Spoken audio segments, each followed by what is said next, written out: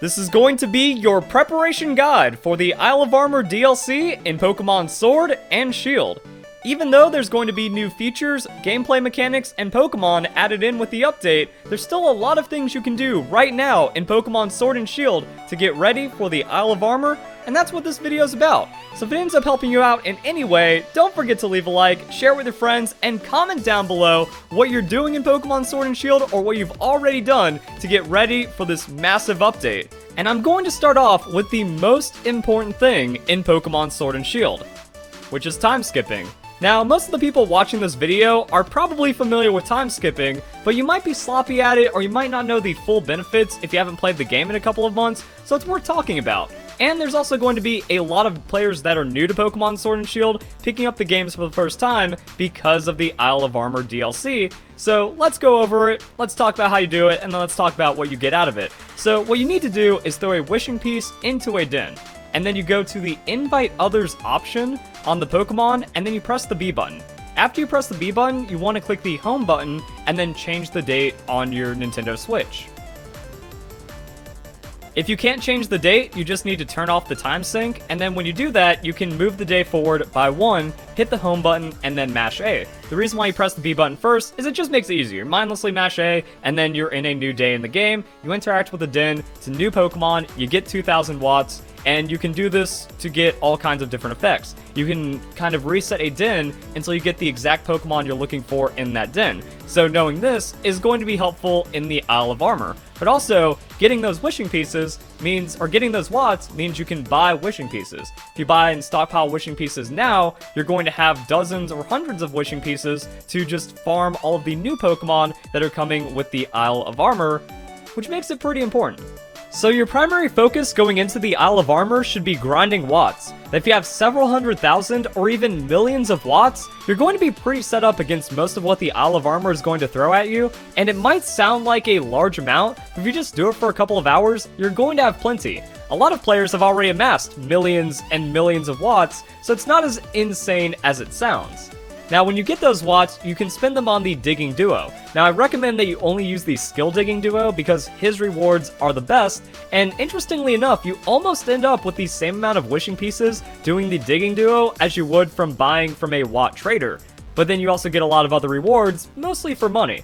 Now, the thing is, you just have to mash the A button a lot, or you can turn on a turbo controller, and then you can just kind of burn through your watts that way, end up with a ton of wishing pieces, and then you have a lot of money.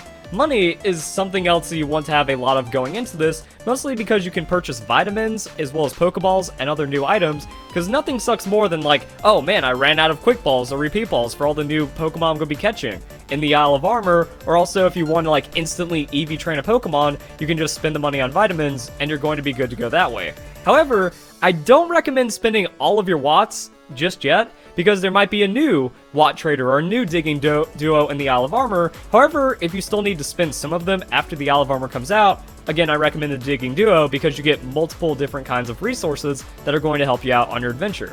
We still don't know everything about the Isle of Armor, probably don't even know most things about it, but it's going to be really good just kind of have a stockpile of resources ready to use no matter what happens. Now, the next thing you want to do is make sure that you have a Synchro Summon box in your PC ready to go. So a Pokemon with the Synchronize ability, if it's the first Pokemon in your party, even if fainted, will cause the opposing Pokemon to have the same nature as that Pokemon. It doesn't work in raid battles, there's still going to be a lot of wild Pokemon and roaming Pokemon that are going to be new to Pokemon Sword and Shield with this, so what you can do is just throw out the synchronized Pokemon, catch it, and then you're ready to use it for breeding, or if you're really impatient, you can just get it to level 100 through candies, hyper train it, and then you're instantly ready to use one of your favorite Pokemon in competitive battles pretty much the second you find it on the Isle of Armor. So that's going to be very useful. I have a more in-depth guide on how to set up the synchronized box. If you haven't done so already, recommend checking that out in the description down below. Now, there's also going to be a lot of rare Pokemon with 1 to 2% spawn rates introduced with the Isle of Armor, much like we see in the base Pokemon Sword and Shield games, but if they're of a certain typing, you can actually drastically increase the rate at which they spawn. So if you have a Pokemon with Flash Fire leading the party, then it's going to cause Fire-type Pokemon to spawn more commonly, Harvest is going to be for grass-type Pokemon, Storm Drain is going to be for water Pokemon, you can have the Static ability or Lightning Rod to make Electric-type Pokemon spawn more, and then Magnet-type is going to, Magnet Pull is going to increase the amount of Steel-type Pokemon that will appear as well. So you want to have all of these Pokemon. Also consider a Super Luck or a Compound Eyes Pokemon, because that will also make it to where you have a higher chance of getting items from the wild Pokemon that you end up catching. So that's my Synchro Summon box, pretty much doing everything I can to get the best force spawn rates inside the game, which makes it a lot easier to get the Pokemon that you're looking for. And now we get to talk about Max Raid Battle events. So once again, most of the people watching this video are probably already familiar with Max Raid Battle events, have probably done a lot of them as well, but at least we're going to be putting it in this guide with the most up-to-date information, just to make sure you guys are doing it at the most efficient level. So when it comes to base Pokemon Sword and Shield, there's actually still Max Raid Battle events going on right now, and the big one is kind of making it to where all Gigantamax Pokemon are available between both versions of the games, and even if you've been keeping up with the other events, they've actually swapped the Gigantamax Pokemon version exclusives, so now it's kind of like the chance to just scoop up every Gigantamax Pokemon before we transition to new Gigantamax, new Galarian, new Generation 8 Pokemon with the Isle of Armor.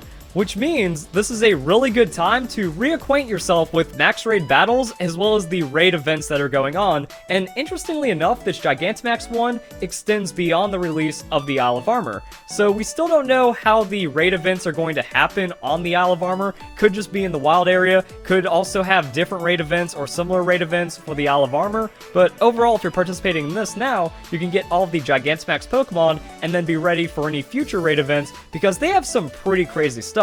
There's been shiny Pokemon events, there's been rare item events, there's been bonus experience candies, legendary Pokemon, and Game Freak even did a breeding event where all the Dittos had at least 5 IVs, so it's actually really easy to grind up for a 6 IV breeding Ditto. Now that event has long passed, but does open up the door for Game Freak to kind of do all kinds of crazy stuff in the wild area and potentially in the Isle of Armor. So what you want to do is get yourself a lot of wishing pieces, head on over to the Dappled Grove, and in the Isle of Armor you're going to want to look for terrain similar to this, but there's also 2 dens really close to each other. So what you do is just go back and forth in the den until you get an event Pokemon spawn. That once you get the event Pokemon spawn, you can actually time skip that den and you can soft reset it until the specific event Pokemon that you're looking for shows up. So once you get a non-natural Pokemon, you're pretty much set like that. And as you're time skipping, you're also getting a lot of watts. So if you're looking for a specific Gigantamax Pokemon with the current event, or a different kind of Pokemon in the new event, you're still going to be grinding a lot of resources, and you can keep on using this method to make it as efficient as possible. So this is also something to keep in mind going into the Isle of Armor. Now another very important thing that you need to do before the Isle of Armor is claim your mystery gift. Now, there's actually multiple mystery gifts that are going on before the launch of the Isle of Armor, but none of them matter except for the Meowth. Yeah, the hidden abilities are cool and the items are kind of alright, but for the most part, you just want to claim the last one, which means if you're watching this video in preparation before the Isle of Armor comes out, or if you share it with your friends so they don't miss out as well, you should be good to go. So the Galarian Meowth event, again, don't worry about the Galarian Meowth, means you get 100 large candies. This is more than enough to get a Pokemon to level 100, so if you're also participating in the current Max Raid Battle event, if you have some candies left over just from playing Pokemon Sword and Shield, you have multiple Pokemon that you could get to level 100 to instantly Hyper Train. That's super good. And then 50 big nuggets.